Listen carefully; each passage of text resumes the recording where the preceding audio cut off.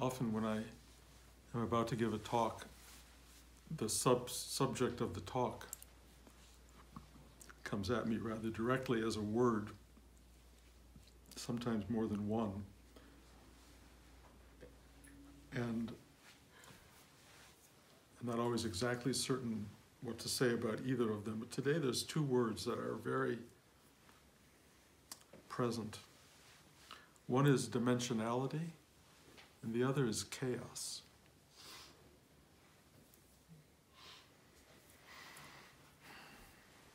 What to say?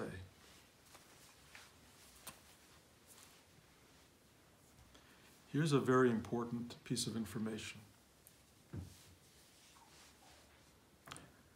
We are multidimensional beings.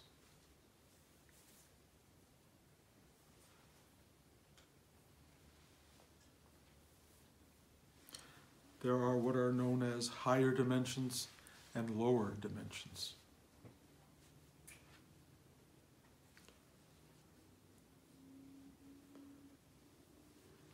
We tend to live right in the middle. This thing we call life seems to have a certain kind of spectrum of knowability. This is where we live. And it's really interesting to watch how we as human beings believe the knowable spectrum is the totality. That we live in this, we call it a three-dimensional space, I guess. We're sort of aware of something we call a fourth dimension, which I guess we call time. There are physicists who tell us there are 26 dimensions. God knows what they're measuring. But the thing that's so fascinating to me is how totally we buy into our simple spectrum of what is known. We all have a sense that we come from somewhere. Certainly we're born. It may be that there was nothing before. There was a vastness of being before, and then it comes into concretized bodily form, and then it leaves.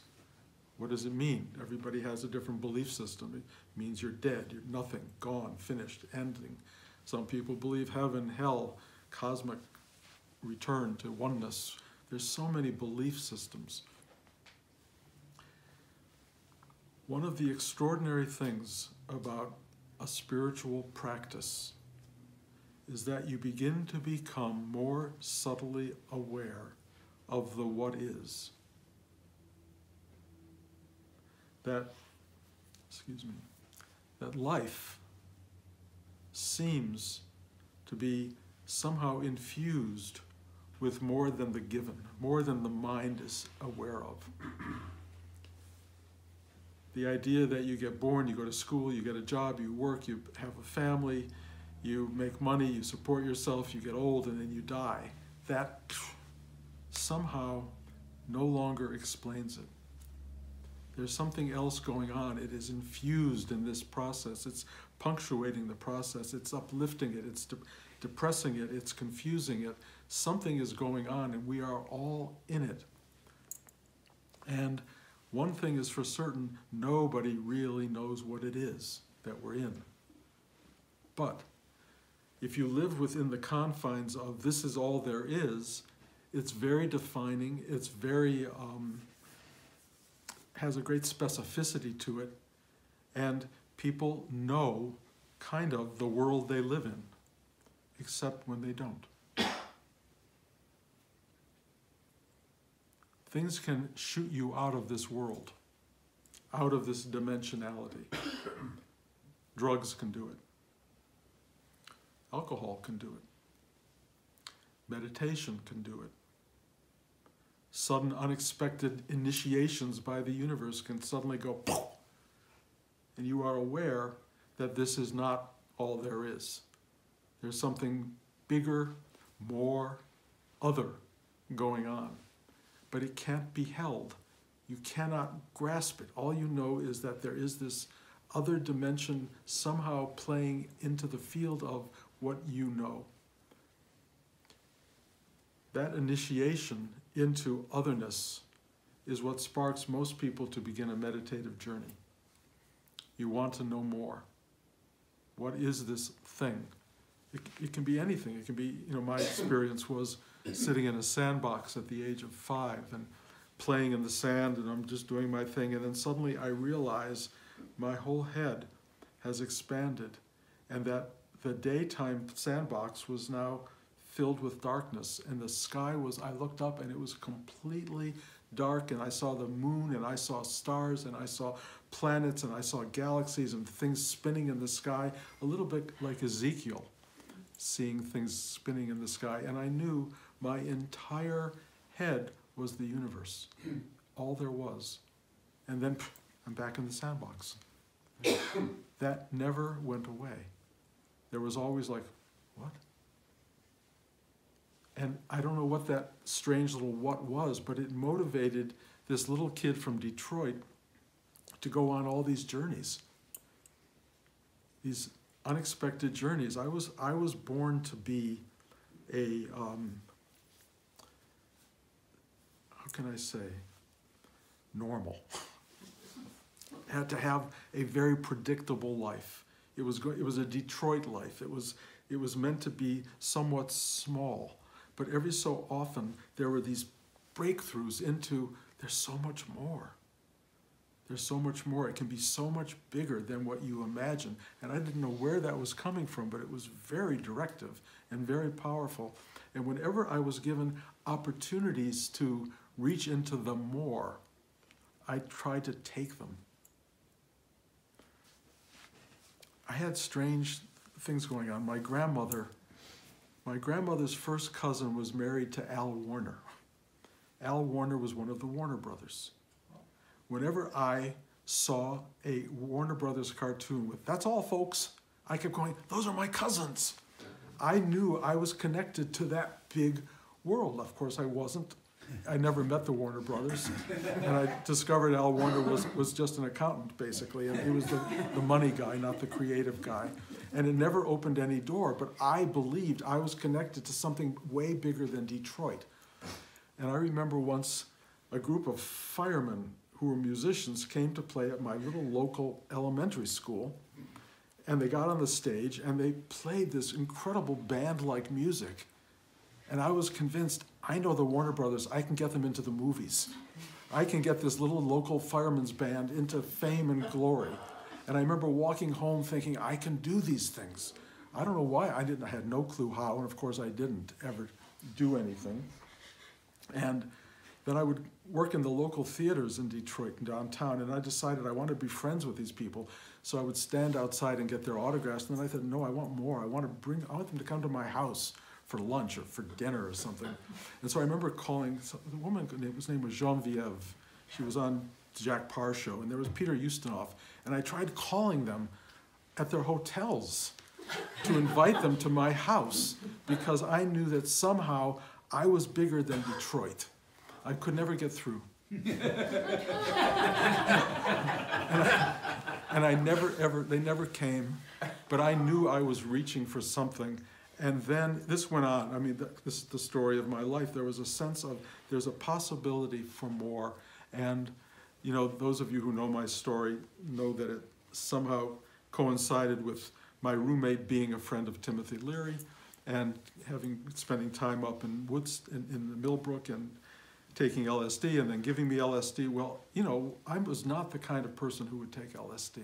That was not in my DNA or my game plan. But this little sandbox experience kept me looking at the universe this way, and I said, okay, I'll try this. I'm curious. Total, absolute blasting into multidimensionality of the universe in a way that nothing prepared me for. Nothing. Maybe Sunday school a little bit. There was a little bit of a sense of there's a God in a bigger universe and things like that. But this was really, really beyond description. And as I've said 5 million times in these talks, when I came back, which was shocking because I don't know why I came back. I kept saying, I was, as far as I knew, I was both dead and no longer a person. In fact, the Bruce Rubin guy went away that fast.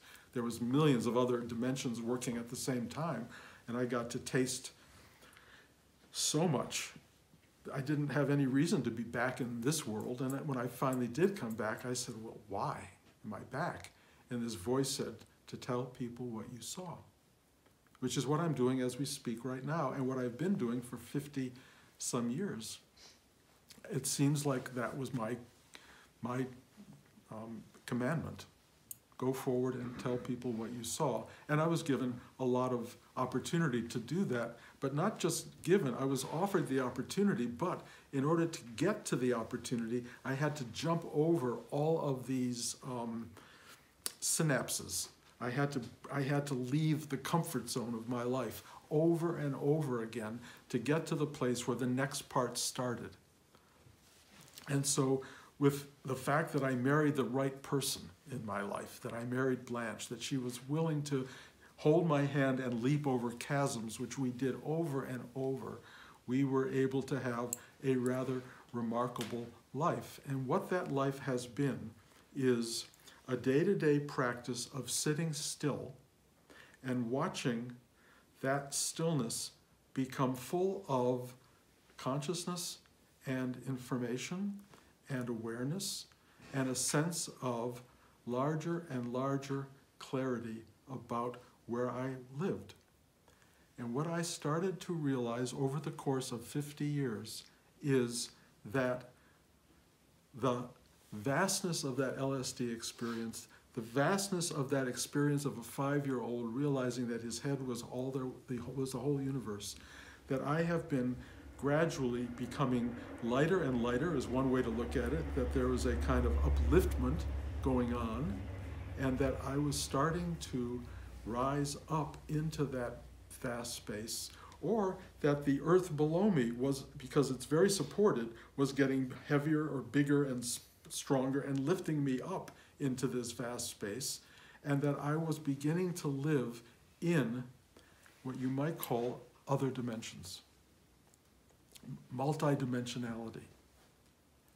And what has arisen for me over this course of time is this very natural, evolutionary, spiritually driven movement toward realizing that we are not living in this little spectrum.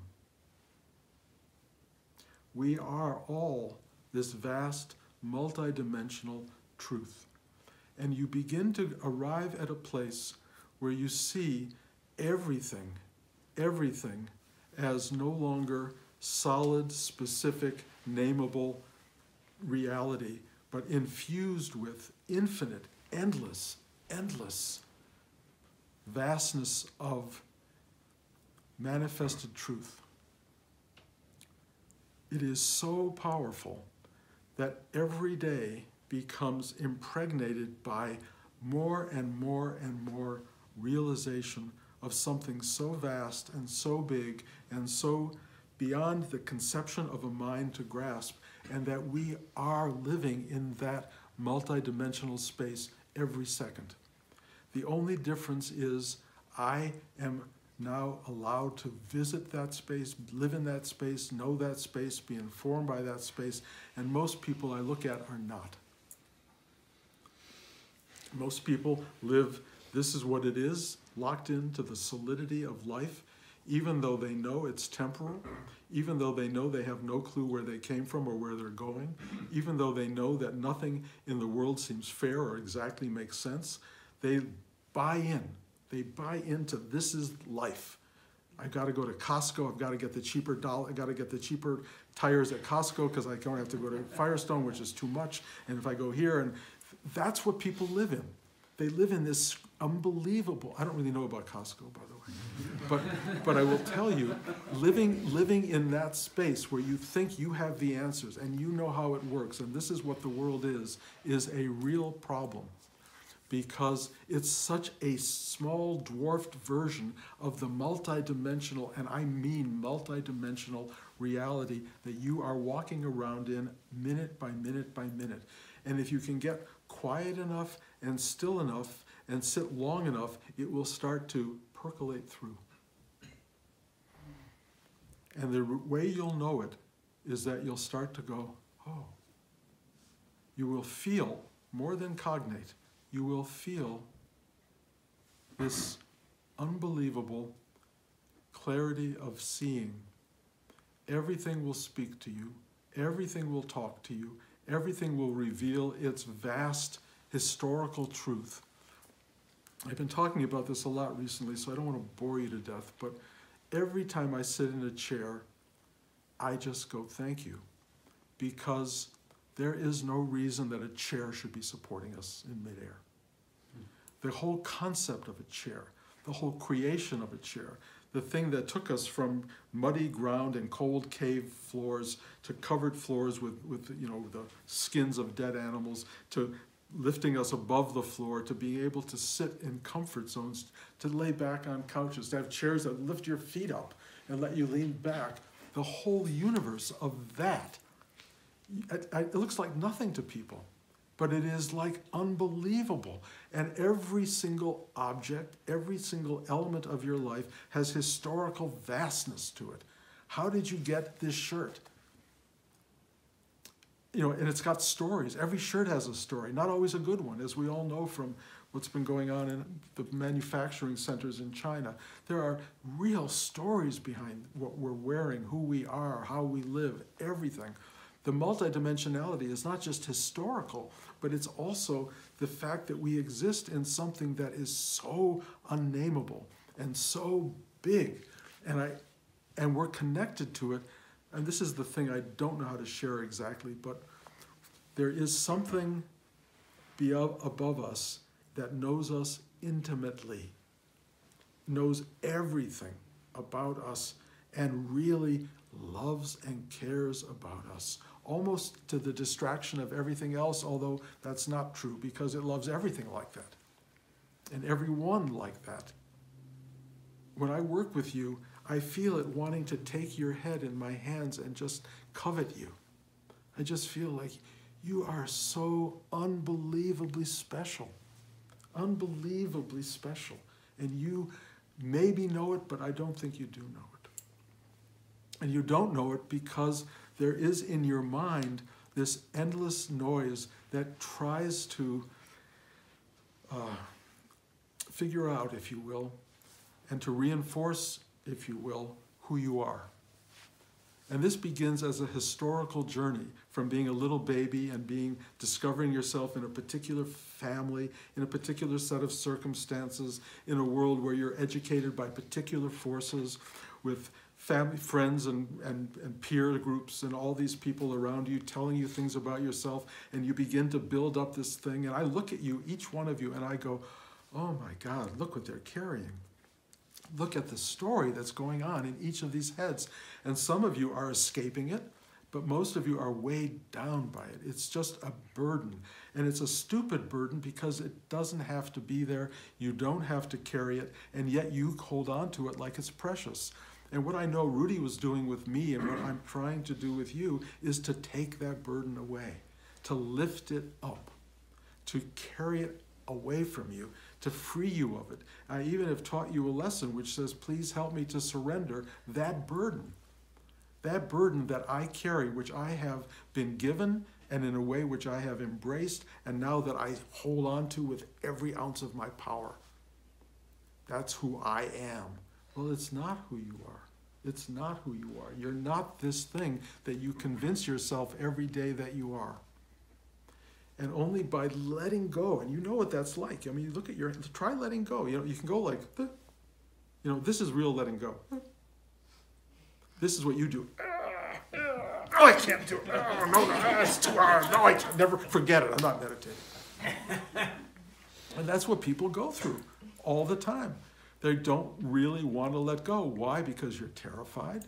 Because there's no safety in the world without you knowing who you are and what you are. And so you want to hold on to that very thing which is limiting you, burdening you, and causing you to be unhappy and suffering. So this delicate dance of letting go of you is kind of at the center of what we're dealing with. And the world appears to be ordered. It appears to be knowable. And because of that, we follow certain laws and certain rules and certain restrictions, and we kind of make peace with the world. And most of us kind of get through it. We kind of get by. And we kind of feel like, if I meditate every day, it'll be a little bit of help, and I can get a little bit more comfortable. And, and then you consider yourself a meditator. I am a meditator. And you hold on to this identity, which is very comforting temporarily. Here comes the word chaos. Turn on the news, open the newspaper, look at the world around you, and suddenly you are realizing what was semi-knowable, semi-graspable, is becoming strange, somewhat unknowable, threatening on some level, and the comfort zone that you lived in is being shaken up and in some way shattered. Some of the dark underpinnings are starting to rise up with great clarity. Things you never wanted to look at are starting to be seen. The hope of the future looks, in fact, relatively dim and unknowable and chaotic, perhaps. And the comfort that you've been living in is now being threatened in a very big way.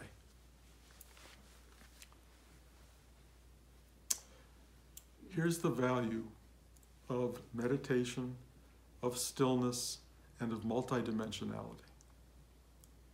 First of all, if you can take your vision that's getting shaken up by the chaos that's starting to reveal itself around you, which, by the way, has always been chaos. If you can take all of that concern, all of that focus, and bring it into your heart, and bring it inside and sit still with it, you can discover in the midst of oceanic turmoil, there's this place of quietude and stillness and love and embrace and, in a way, protection. There's somewhere to go. It's not outside you. You will not find it outside you. You can buy the biggest house available. You can build a shelter underground. You can be like Elon Musk and build a rocket to Mars and hope that salvation and safety will exist elsewhere. But it won't. But if you can learn this practice of going inside into your heart, and of course I talk about other chakras as well, but the heart chakra is a really good place to go. It takes you in. It always takes you in. And you can find this still pointedness, this stillness. That stillness can be very challenged by your life. All you have to do is watch one headline on CNN and suddenly you're back out in that universe of chaos. So you have to keep bringing yourself back. It's an act of conscious effort to bring yourself back into a place of, and you can sit there. What you discover when you sit there is the still pointedness has depth. You can enter into it. And as you go into it, it expands out through and beyond your body awareness, beyond mind awareness. It just goes into this vastness of being that somehow permeates in some other dimensional way the materialization of your life. And that's when you begin to get in touch with multidimensionality. This inner doorway reaches you into a space that is not limited by the physical, by the material. It permeates it. It lifts you out of yourself, out of the light and dark of the universe, and brings you to a place of some kind of connectedness to a thing you cannot understand or grasp, but you will feel. You will feel this and you know it's good. You know it cares. That's all I can tell you. I don't know how you know or why you know, but you do. It is the one smart place to go in your day-to-day life. And it's there all the time. The only problem is most of us are caught in the physical, material, time-based world outside and not balanced with the harmony and the beauty of the world within. So if you live totally outside, welcome to chaos. And welcome to greater chaos than you've ever known in this lifetime. Not greater chaos than has ever been on the planet, because this world is a world of chaos. This is a world of great forces at work and has always been great forces, and they're not particularly friendly, easy, kind, or embracing. They tend to create life, they tend to create activity, they build worlds and then they tear them down and they tear you down and ultimately destroy you. So, if you're looking for calm and comfort in this outer world, good luck. Because in the end, it will take absolutely everything away from you. I mean, everything. You cannot buy yourself out of that journey. But if you have any wisdom at all, or enough of the initiatory reality that says there's more going on here than you imagine, find that space in the one place it exists, for sure, which is within. And then you will feel, as you go deeper and deeper in this multidimensional way, you will start to see everything around you, material, immaterial, everything that's going on in terms of your physical life, your thought life, your emotional life, is all part of this vast, multidimensional truth. And as you start to experience that, you will wake up. You will wake up to the world that you are in, and more importantly, the world that you are. The fact that you think you're in the world is the last piece of misinformation. You are not in the world. You are the world. You are it. Or as Nisargadatta said, I am that. You are that which is. You are, forgive me, I know this is painful, Donald Trump. You are the madness. You are all that's going on. And you are the still point that navigates through that if you decide to go find that place. This is not a new world that we're in. This is an ancient process. Tribalism, destruction, give me what's yours, I want that. Ignorance, drama, all of that is the history of the human race. It's the history of the planet, the history of what life, living forms do on the planet, even trees. I remember a man telling me once at Biosphere, a scientist who ran Biosphere, he said, the greatest drama on the planet is trees and living things underground. Root systems fighting with root systems for the nutrients in the soil. The whole planet is that. It's all about that. And we are here for reasons I cannot explain, but we are here, we are in it, we are embodied to serve this thing, and also there is something in us that has given birth to us that is very grateful to us for doing it. You've all heard me say a billion times, the only reason I can explain to myself why this is happening is because I want to know who I am. Or if you want to keep it an it wants to know what it is. God wants to explore itself. It's learning through us. We are the very thing that is learning and witnessing, touching the universe, and we're going from the density of this worldly life that we have, which we think of as real, into the awareness of we are all that ever was or will be. But we are mostly that which is as we speak, at this very moment. That's the journey. We are multidimensional beings that live, if you will, in chaos, but from a point of stillness that is untouched by any of it. Free of it. This point of stillness, if you go deeply enough into it, is so much bigger than the chaos You discover that the chaos exists within it, not you within the chaos. That's the universe we're in. That's the lessons to be learned. That's what we wake up to. That's what enlightenment is. It frees you from your own particular sensibility into a larger vision, and then ultimately into something that goes beyond vision. It just is. Supreme isness. So, multidimensionality, chaos, and then liberation. Freedom from the illusion of all of it. Just be. Just be. If you haven't found your way to being, let me stress, it's helpful. It's a worthwhile journey. Every one of you, because you're here, is on that journey. But don't fool yourself with thinking, I'm on the journey, so I'm okay. It's not something about an identity. It's not wearing a hat or putting out a shield saying I'm a meditator and therefore I'm somebody who can, live differently and better than everybody else. You are everybody else. Their failure is your failure. Their problem is your problem. That's why compassion arises, because if you don't care about everybody else and only about yourself, you're in a delusional state of being a spiritual person who's transcendent of all this. Bullshit. You cannot transcend it, you are it. I mean, there is transcendence in it, but you don't transcend it in an egoistic sense. You transcend it by becoming the totality that you are.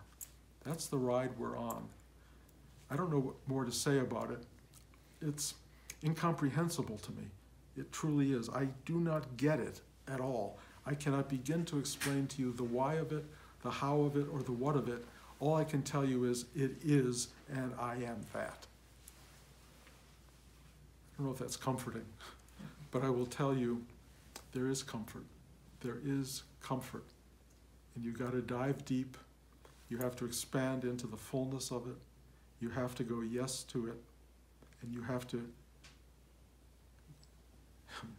go from that thing I did before. Instead of letting go with difficulty, just let go. Just do it. Not that hard, really. At dinner with a friend the other night, and I tried to explain a simple practice. I'll leave you with this practice because I think it's really kind of wonderful. It's something I've learned once about how to deal with the stuff your mind gets sucked in by and caught by and fearful of. There are all these things that come at you in terms of your own mind that tend to dig you into deeper holes of fear and struggle. And there's a very simple thing you can do to stop that from happening. If you're quiet enough and you see these thought forms arising that tell you you're no good or you've never been this or whatever it tells you, whatever bullshit it gives you, just go, nope. That is the whole teaching. Nope. Done. You just do that over and over. Nope, nope, nope, nope, nope, nope. And after a while, you hardly have to say anything. You just... It's freeing. It's really freeing. So that's, I guess, the takeaway. Nope. Thank you for coming. Any questions? Thanks for that, Bruce.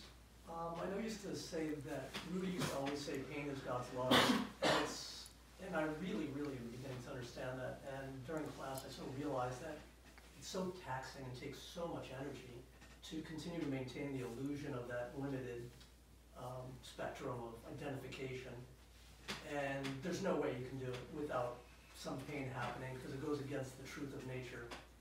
And so in that respect, yeah, the pain is definitely there to get your attention, and oftentimes pain brings people to these sandbox experiences. I know there's industries of how to escape pain without sitting in it, and that will only bring you more pain, obviously. And obviously, like when you have experiences like that as a kid, it doesn't necessarily make you the popular kid. You know, I mean, I used to sell crystals and rocks on the street at 6 years old, which I was fascinated. And I was, a bit shunned maybe by my parents and the other kids, and yet I knew it was the closest thing to that, getting out of that limited spectrum. But it's hard because if you want to be popular, which nowadays, you want the most Instagram likes, it seems like, you have to really buck the trend and swim upstream, and I guess that's the pain. I think it's always been that, Todd. I think somebody once said, and I love this, that everyone in this room is the black sheep of their family. If they were the white sheep of the family, they wouldn't be here. They would just be part of the going around from place to place. We are the ones who had some idea that no, that just leads to either taking off all my wool or slaughtering me, one or the other. But being a black sheep at least fights against the mass herded sensibilities that most people live with. There are not a lot of people who wake up. There are not a lot of people who get what I'm talking about. It's not meant for the masses. And even in the group of awakened people, it's really interesting. We're shown people like Buddha and certain great masters. We're not going to all be Shakespeare. We're not all going to be Beethoven. We'll be who we are. That's the important thing to understand. Stop trying to be something that may not be part of your journey. Be the fullness of you, whatever that is. And just the words you used just now to describe that. I've watched you over the years and watched the growing awareness and clarity and expression that you've brought to this world. And to me, it's thrilling because I get to see how this thing works. You're going to be the kid who sold crystals, who's now going to be sitting around giving advice that sparkles. And it's really wonderful. It's a great thing. You do not have to be the Dalai Lama. You don't have to be whoever these great saints are. We're not all going to be that. But it's not what it's about. In fact, the greatest saints really have they're nobody at all. And so we're all moving toward being nobody. And it's surprising that when there's nobody there, everything is there. And that's what's extraordinary. The minute someone owns that, it gets nothing. It turns into something you don't want to be around. But when there's nobody there, you become this vehicle for the largeness, the multidimensionality, and the wisdom and the beauty of the universe. And that's who everyone in this room is, and who everyone who's listening to this. That's who we are. Not to know that is your suffering. How do you get past that? Sit still, ask for help, and go deep. It will happen. It just happens. And it's remarkable. It's transformative, and you get to have a good life. Doesn't mean you have a simple life. It doesn't mean that the powers that be don't still stress you out and create pain and suffering, and stuff will still go on, but you will have some kind of mechanism for embracing that or confronting it or transcending it or whatever it is you may find that you're able to do, but you will not be there just like a sheep going to slaughter.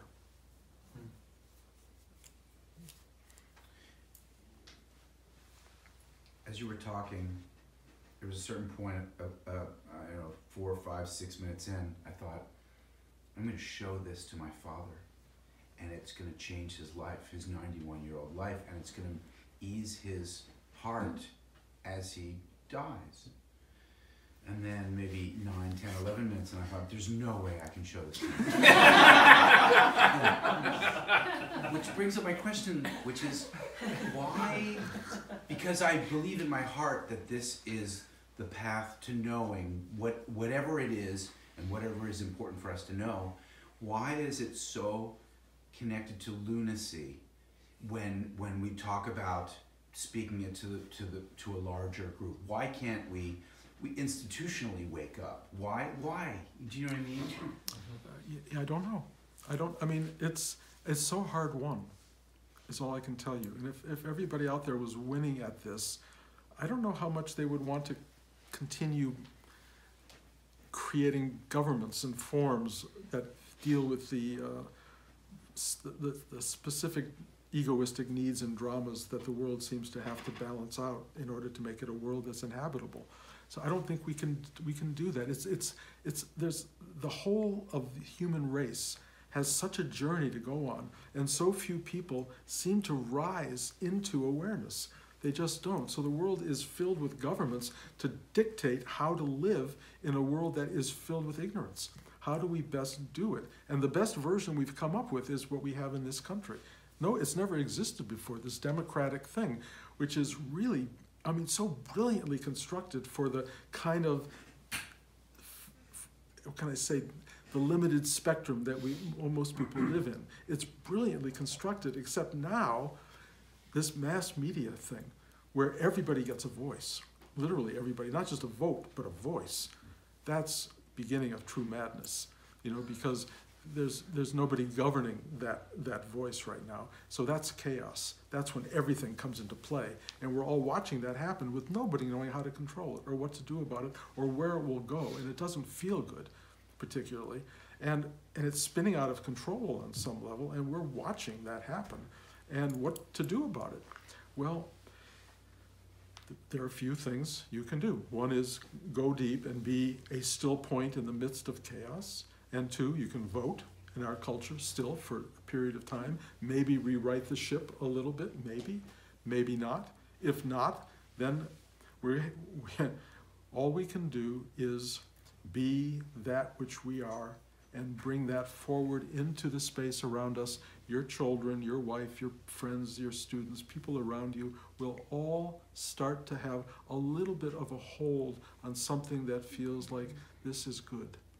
This is good in the midst of stuff that's not good. It's impossible to know where all this is spinning out to. As everybody says endlessly on the news, it's unprecedented. This is unprecedented in the culture of human beings. And we're in it, and it's us.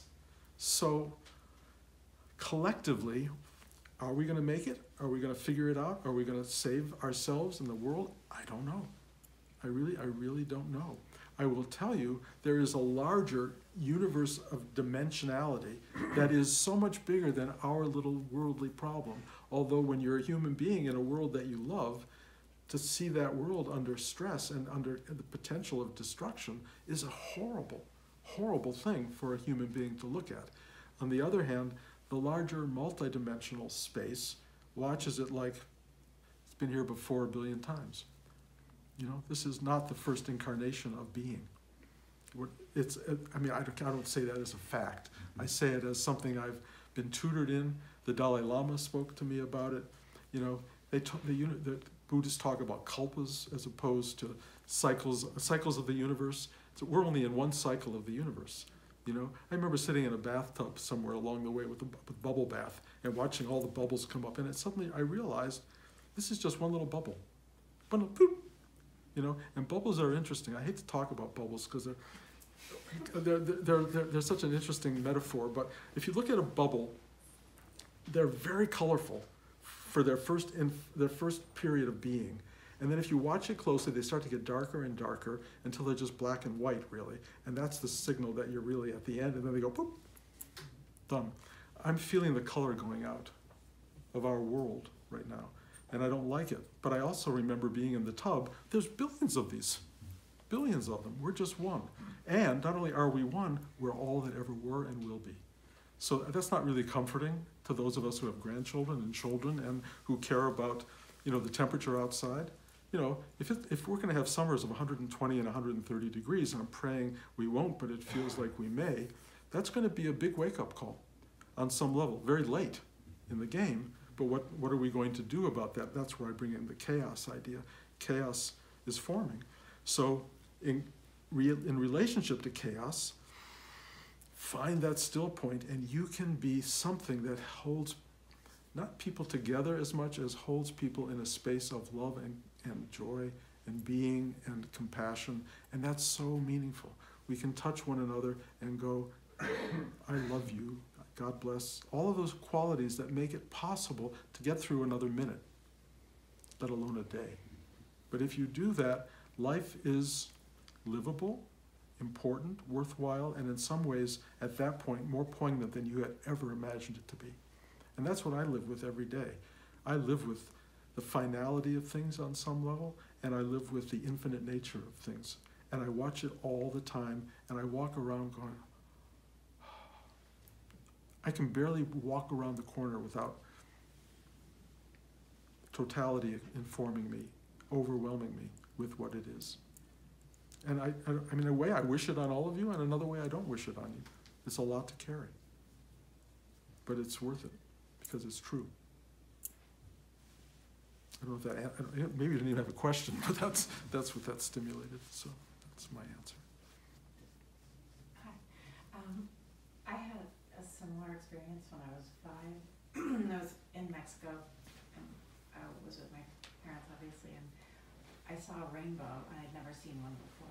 I was from New York City, and I got it. I was like, and I got down on my knees at the end of this pier by myself, and I just started to thank the whatever it was that had delivered this thing, and was in total awe of this seeming feeling of love, overwhelming love and a gift, and I'm here to love you guys and all of that.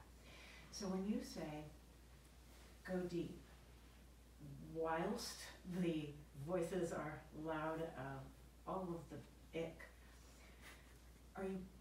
is one to go into sort of that feeling and then expand it out of that love and appreciation for the love that is this universe, that creates the universe? Is that the depth of it? Yes, in a certain sense it is. The only thing I would argue a tiny little bit is how much you think you have to do. Okay. You just have to get there. Go in, sit still, and then watch what happens. Because it just, I'm not expanding it. I'm not doing the work. Okay. I'm just sitting as a witness to, and definitely a participant in, and a beneficiary of an expansion that is unending. And when you start to realize there's nothing to do, I mean, a flower doesn't open itself. The sun comes up and it opens. If you go in and the sweetness and joy of being starts to kind of show itself, you're going to go, and there's nothing to be done. It just happens. And it happens because you're paying attention. You're not distracted by, the last episode of The Avengers or whatever it may be that's going to catch your attention today. And then, I mean, most people are, I describe a lot. People I know who watch 20 television shows a day. They're retired mostly, but that's what they do. They watch television. And I get it, except that who cares anymore? Every story has an ending, and endings are not true. Just so you know, happy endings are not happy endings. They are just the end of the story for the moment, and then it goes on to the next step. This false idea of beginnings, middle, and ends is something we have come into in our world of narrative storytelling. But the fact is, it's endless. It just goes on and on and on and on. So you have to let go of the idea that somehow anything outside you is going to explain itself to you and wrap itself up, because it doesn't. What wraps itself up is you step inside to a place that knows there's no end, and you are the endless truth of being. That's what you find out. And then what do you do with that? Well, you walk around the world. You still know you're going to die. The person's going to die. But you look at it differently. Not with, yes, this is what it is, because you don't know. It's with this whole other thing of, wow, this temporariness is amazing. Being temporary, what does it mean to be temporary? It'll hit you over the head a lot. You're temporary. And it's actually beautiful.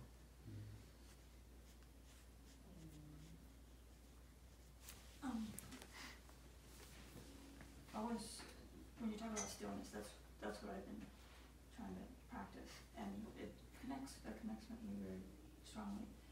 But I came back here for a reason, and the Kundalini, the practice is very foreign to me, and it feels like a lot of doing. And so I'm trying to figure how do I do, because the stillness feels right, but I feel like there's something here that I need. If you can go to stillness and just sit down in your heart and stay undistractedly in a quiet space, don't do this exercise. There's no practice to be done. If you find yourself distracted, noisy, unhappy, frustrated, doubting, whatever it is, that the noise that comes up, then when you sit in stillness and you don't reside there, then there's something you can do. And this exercise is a way of bringing you back into a deeper, stiller space. That's all it is. It's a tool.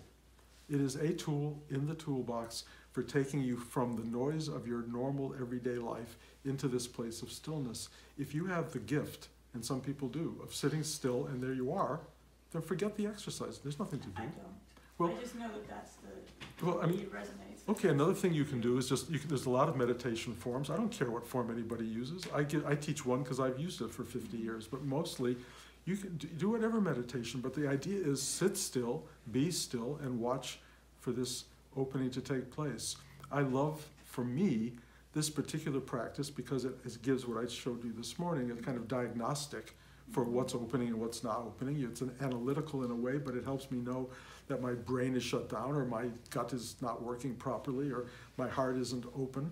It helps you know those things so you can start to be reactive to or respondent to a world and be available to the world. And it helps you inside be more still pointed, if you will, than you might have been otherwise. There's still pointedness and there's deadness. It's, you know, it's a whole other talk.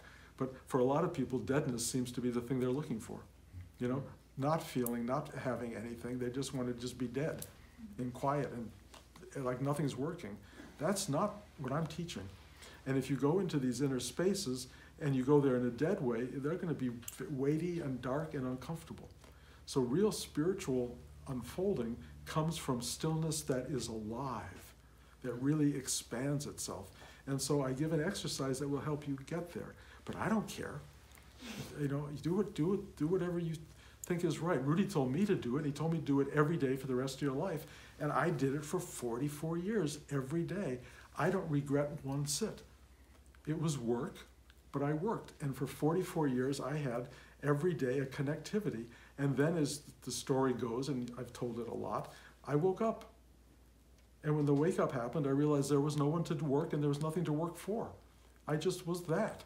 And when that happened, the work was done in terms of sitting every day, but there was, in fact, ongoing sitting, ongoing presence, ongoing connectivity to that still pointedness. It's just there. It's always there. And I don't know if I graduated. It didn't feel like a graduation. It just felt like I had broken this Bruce idea down so much that I'd given myself over to the ego-crushing power of Hollywood and of just raising children and everything else that you do.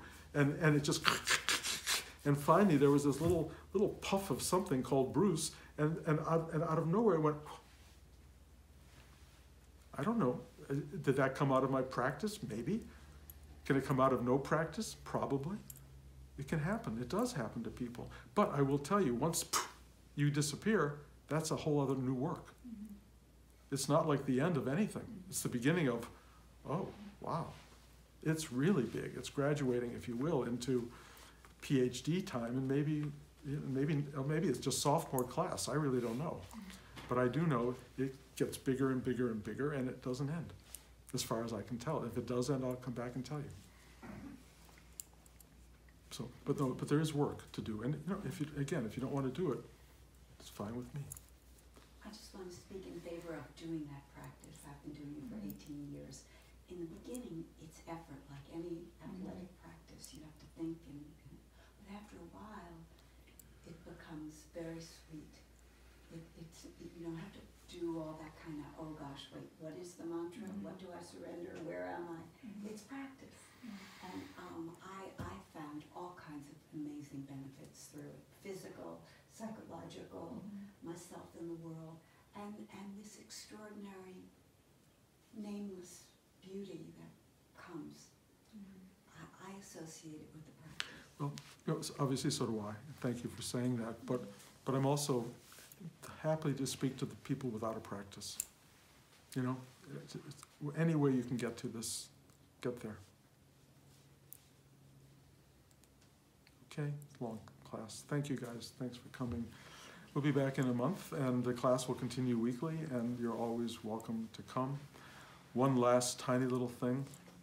For some reason in San Rafael, after brunch, everyone who's there, it's not quite as big as this group, but everyone who's there helps clean up. We don't even ask. They're sweeping the floor, they're helping wash dishes, they're putting things away. Everyone. Here, almost nobody. I don't know why, but for Blanche's sake, and for mine, I'm going to just put that out there. Anyone who wants to help with the cleanup, that would be great. It's just helpful that it not just fall on Blanche particularly. And so I'm going to ask you to use that as one of the practical ways of becoming more conscious. You know, in Rudy's ashram, we would fight to take out the garbage because it had metaphorical as well as actual practical value. Taking out the garbage was a big deal for us. So put that in your mindset and see what you can do with it. Thank you again.